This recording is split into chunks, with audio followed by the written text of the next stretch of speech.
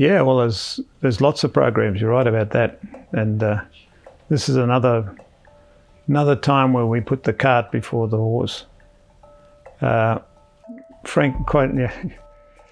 So many Yolngu people say to me, "Yeah, we're told to sit down in these training programs where we learn to read and write English." Now, this is not the way to learn a language.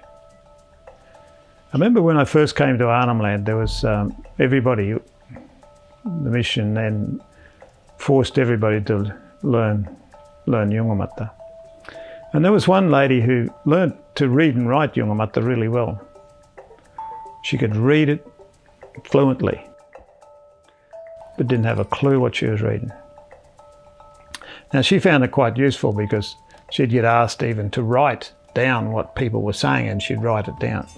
So she can read and write Yolngu fluently, perfectly. She could even read it because with the prompt stops of the commas and the full stop, put some sort of inclination in the sentence.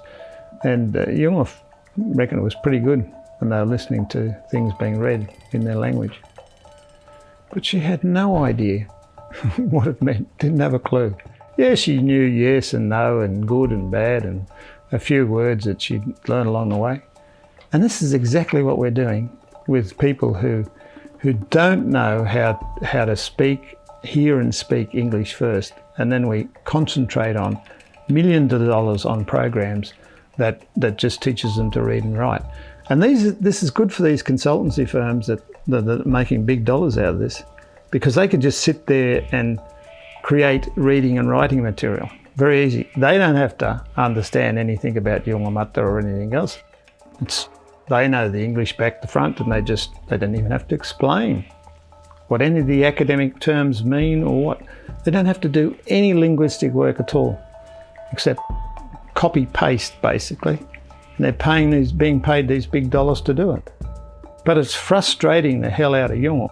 Worse than that, what it makes people believe is that English is just some sort of stupid magic language. If you learn to just use the right words in the right place, you'll get on in the world. You'll even get a certificate. You could even get a good job. So people learn the phonetics of the word, and because they learn, how to write the script. They learn the semantics of where to put the full stops and the commas and so forth. They definitely learn how to spell the English words, because that's what the educator concentrates on flat out. High concentration on getting the spelling right. And so people will learn to even repeat the words back. It's the same if I'm learning Yolngu. I listen to my teacher who's teaching me a new Yolngu word, and I want to get it right, so I concentrate on getting the word right and repeating it back. But unfortunately, there's no concentration put on the semantics, the meaning of the word. Do you understand what the word means? No concentration on that at all. It's not even part of the test. Person can read it and say the word. They can write it. They can put it in the right the syntax structure of the sentence. They can get that right. But nobody asks them what it means. So we've got health workers that are taught the bacteria and germ viruses will make you sick. So they go to an exam, write down 3 things that can make you sick: bacteria, germs and virus. Does anybody ever ask them, what is bacteria, what is a germ, what is a virus? Can you explain in some words what that means? And there's been health workers all along the coast still completely confused about what bacteria, germ and viruses mean. Now this is because I call it cultural knowledge about bacteria, germs and virus in the main population out there, the mainstream population across Australia, is generally understood.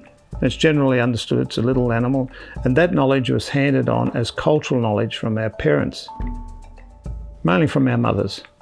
Mothers told us, wash your hands, da-da-da-da, there's those little gobbledygooks, germs. They convinced us about the cultural knowledge. When education is based on the cultural knowledge of the mainstream rather than the cultural knowledge of Aboriginal people, the first Australians, then it's going to fail. And teaching people to learn to read and write English before they can speak and hear it and understand it is a nonsense. You learn a language first by learning to hear it, speak it, understand it. What does it mean? What does this word mean? Now you can do the both together, but to put learning to read and write out front and somehow another thinking just because somebody can repeat a word or write a word or write a phrase that somehow magically they have now understand the semantics, the meaning of that word is a nonsense, a complete nonsense. And so now I say we're doing it back to front.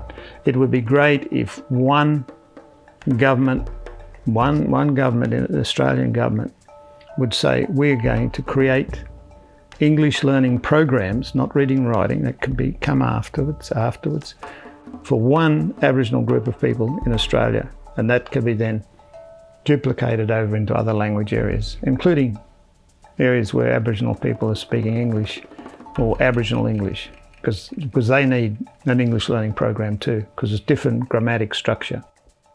So I say no, teaching people how to learn to read and write English is not how you learn English. In actual fact, it's another act of what I like to call state terrorism.